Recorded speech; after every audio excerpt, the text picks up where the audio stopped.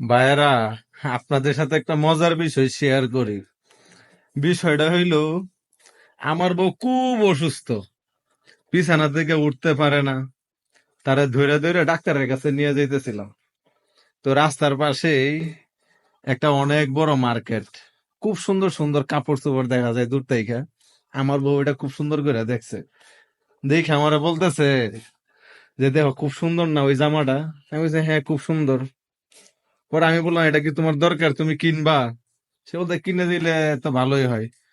তো জোর করে নিয়ে গেল, খুব কষ্ট করে ওরা নিয়ে গেলাম, নিয়ে গিয়ে ড্রেসটা কিনে দিলাম। তার ওর পাশে আর একটা ড্রেস দেখছে, বলছে ওইটাও খুব সুন্দর, তো ওইটাও কিনে দিলাম। দুইটা ড্রেস কিনে দিলাম। তো সর্বোপরি ড্রেস কিনে দেওয়ার পর বলতেছে চলো বাসায় চলে যাই। আমি বললাম কেন?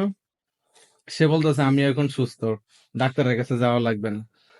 তো আমি তো মহা খুশি, ডাক্তারের কাছে গেলে আমার 10,000 খরচ হইতো, সেইখানে আমি 4,000 টাকাতে দুইটা ড্রেস কিনে দিয়ে তাকে সুস্থ করে দিলাম। তা আপনারা আমার মতো কার বউ এমন আছে সেটা কমেন্টস করে জানান।